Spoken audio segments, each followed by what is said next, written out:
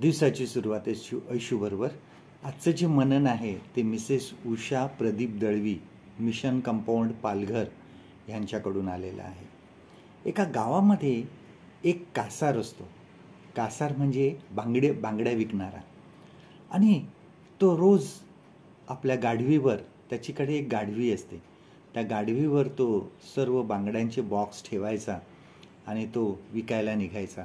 त्यांनी एक काही लाकडाचे साचे पण बनवून घेतलेले आणि ते गाढवावर बरोबर तो ठेवायचा आणि बांधून घ्यायचा, जेणेकरून ज्यावेळेस तो बांगड्या विकायला जायचा त्यावेळेस तो पूर्ण सगळे बॉक्स खाली काढून मग वगैरे तसे काही करायची गरज नसायची. वरचे फक्त झाकण जर त्या बॉक्सचे काढले तर सर्व बांगड्या त्या ठिकाणी दिसायच्या.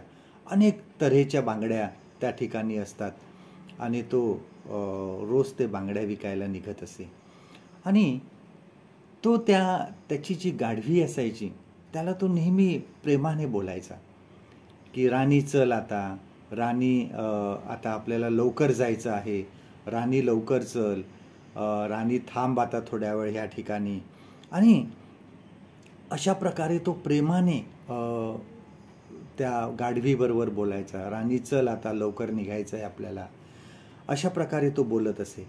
आणि लोकांना त्याचं आश्चर्य वाटायचं, कारण इतर सुद्धा गाढवं घेऊन लोक कामाला जात असत. कोणी त्याच्यावर सामान न्यायचं, कोणीतरी दुसरं काहीतरी न्यायचं, आणि ते त्या गाढवांना नेहमी शिव्या देत असायचे आणि त्यांना बोलायचे, त्यांना मारायचे, त्यांच्या तोंडातून अनेक वेळा शिव्या निघायच्या.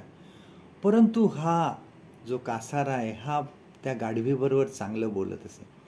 आणि मग एक दिवस काही जणांनी त्याला विचारलं की इतर लोकांकडे सुद्धा गाढवा आहेत आणि ते किती शिव्या वगैरे देऊन बोलतात आणि तू कसं काय बोलत नाही.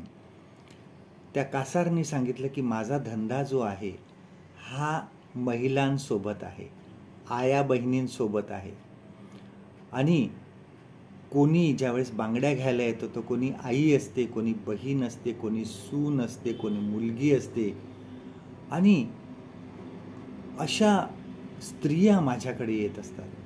आणि जर मी माझ्या गाढवीला जर शिव्या देऊनच बोलत राहिलो तर त्या शिव्या माझ्या तोंडामध्ये बसतील आणि त्या जर तोंडात बसल्या तर त्या शिव्यांची मला सवय होऊन जाईल आणि मग मी माझ्या आया समोर सुद्धा कदाचित मी शिव्या देऊन आणि त्यावेळेस कदाचित त्यांना ते वाईट समजतील मला, किंवा त्यांना ते बरोबर वाटणार नाही.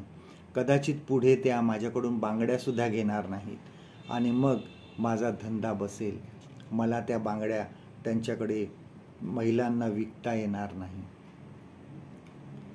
आपल्या ख्रिस्ती जीवनामध्ये सुद्धा आपण ज्यावेळेस इतर लोकांसमोर जातो त्यावेळेस आपण कसं वागतो, कसं बोलतो ह्याचा विचार करणं खूप गरजेचं आहे. आमच्या तोंडातून निघणारे जे शब्द आहेत ते खूप महत्त्वाचे आहेत. लोकांना आमच्या बोलण्यातून, आमच्या वागण्यातून जर काही वेगळेपण दिसेल तरच ते विश्वासणारे होतील, नाहीतर त्यांच्यात आणि आमच्यात काहीही फरक असणार नाही. येशूने म्हटलंय, त्याप्रमाणे तुमचा उजेड लोकांपुढे पडो यासाठी की त्यांनी तुमची चांगली कामे पाहावी आणि तुमच्या स्वर्गातील पित्याचे गौरव करावे. बघा, ज्यावेळेस आम्ही जगामध्ये जातो आमचं चालणं, आमचं वागणं, आमचं बोलणं हे काहीतरी वेगळं असू द्या, ख्रिस्ताला शोभेल असं असू द्या.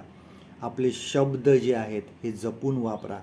आपल्या तोंडातून कधी चुकीचे शब्द येऊ देऊ नका. अशा शब्दांची आपल्या जिभेला सवय होऊ देऊ नका. आजचं देवाचं वचन आपल्यासाठी हे आहे, एफिसकरास पत्र ह्याचा 4 अध्याय आणि 29 वचन. एफिशियन्स चॅप्टर 4 and verse 29.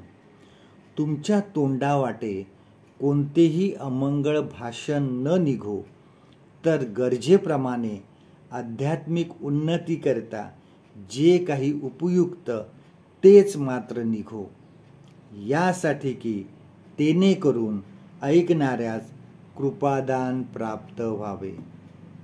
परमेश्वर करो आजचा दिवस तुमचा आशीर्वादित करो.